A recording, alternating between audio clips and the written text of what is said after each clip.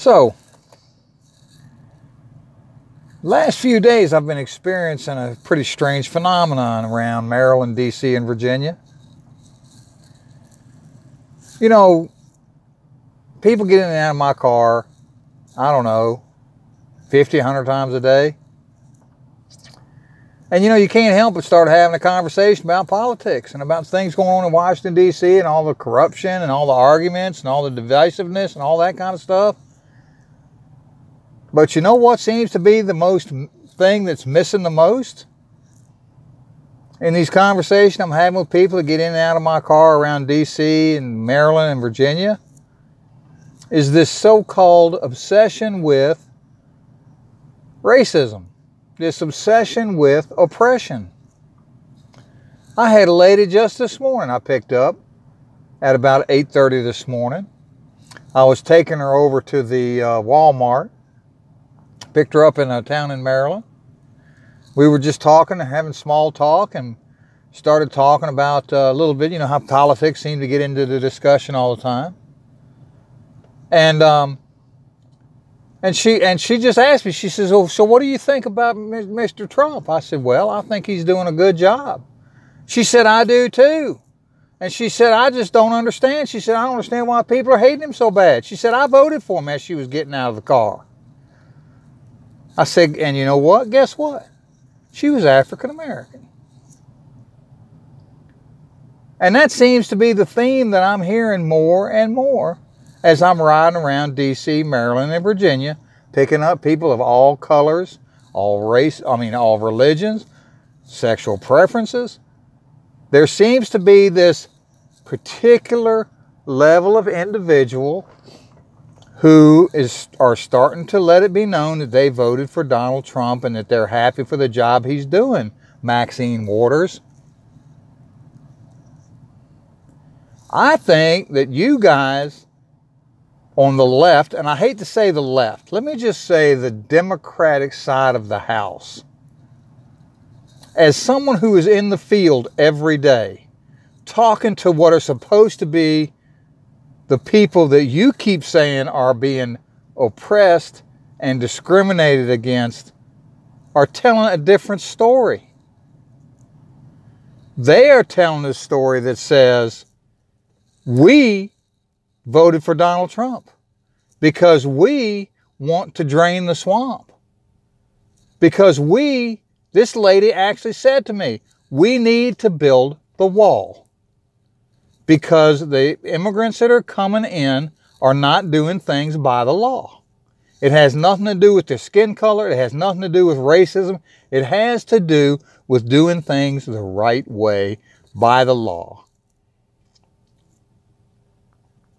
As someone working in the field every day with African Americans, whites, Asians, Muslims, the whole spectrum, I can testify right now, under oath, that the vibe that y'all are trying to put out here is just not here. What is it y'all are trying to accomplish if it's not to falsely divide our country?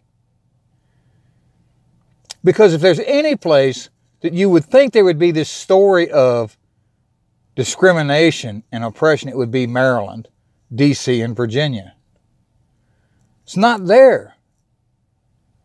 So I want to ask you guys who keep this story going, these lies going, what is your end game? If it's not to simply destroy the unity that my fellow Americans have for one another, one nation under God. I'm calling you out, Maxine Waters. I don't see it. And my friends who I see every day in and out of my vehicle don't see it either.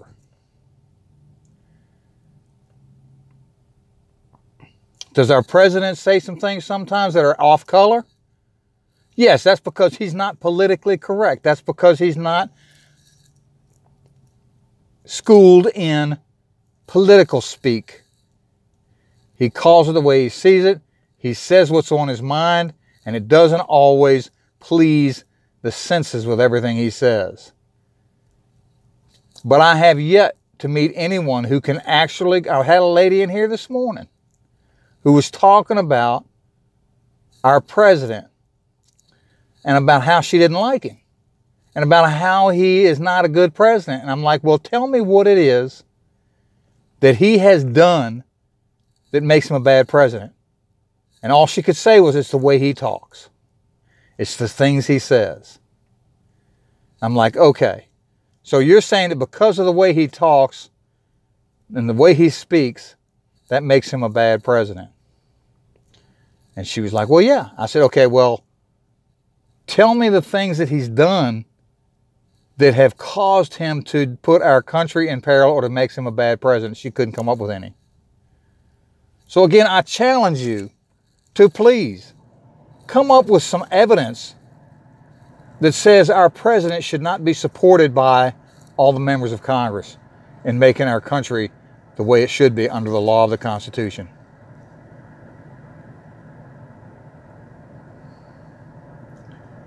I think that it's time that the people that have been elected to Congress get behind the President of the United States, like all good congressmen should be doing, regardless of what party that president is from, and start making things happen to get this country supporting the citizens of the United States and stop all the other nonsense that you guys are pulling out there.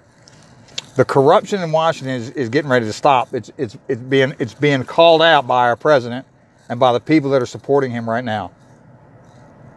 I'm going to make a prediction that within the next 6 months, there's going to be a list of names of all the corrupt politicians. There's already a list out there. But I want to make a prediction that the corrupt politicians and the corrupt Department of Justice, FBI, CIA, State Department officials is going to be known to the citizens of the United States. They're either going to be prosecuted, they're going to be quitting, or they're going to be resigning. And our country's going to get back to some type of semblance of decency in how you represent us in this country. Just a prediction. I've just got a feeling about this, okay? I believe that because we have someone in Washington right now sitting at the highest power, the President of the United States, is not a member of the club. He's not a politician, and he's not selling himself out to the highest bidder in the lobby pool or the government pool. He's not allowing himself to be sold down the river. That's my belief. I will eat crow if I'm wrong. I will admit I'm wrong. But right now, I believe that the President of the United States that we have in office right now is going to do everything he can to do what he promised he'd do, and that's drain the swamp of you corrupt politicians. Anyway, to get back to the narrative that you guys are spinning out there about our president being unfit to be in office, doesn't hold water anymore with me. And I believe that the majority of the people that you guys are trying to chime in about feel the same way. Your bucket's not holding water. Your bucket's full of leaks. And it ain't fitting. That dog ain't hunting. So unless you got something better than some porn star or something coming up with some crap on our president, unless you got something really, really hard to come up with, you need to shut up. You need to go away if you're going to continue to hound my president, continue to hound what he's trying to do, trying to invent some crap that says he's not fit to be president. You just need to start looking in the mirror and see whether you're fit to be in Congress, whether you're fit to be representing the people of the United States. You cannot continue to legislate yourselves. The American people are going to legislate you out of office. We're going to vote you out of office if you continue with the way you're behaving right now. And that's all I'm going to say. But I'm telling you, as being someone out here in the field, every day, dealing with your constituencies, every day, at least from Virginia, Maryland, and the D.C. area, people who are voting in these elections, and I also see people from other states that come to visit D.C. every day. I'm not seeing your argument. And I get Democrats, Republicans, and Independents and people that don't even vote in my vehicle every day, that I talk to every day. And I'm in the middle. I'm not Republican or Democrat or any of that. I've said to you before, I vote my conscience.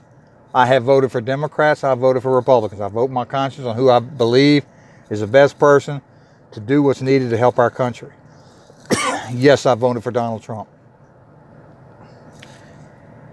The argument that you guys are throwing out here about our president, about trying, and the things you are doing to try to take him down, none of it's holding water. You need to stop with that argument because you're hurting yourselves. You have no message from the Democratic Party other than resist, resist, resist. You need to get on board. Thank you.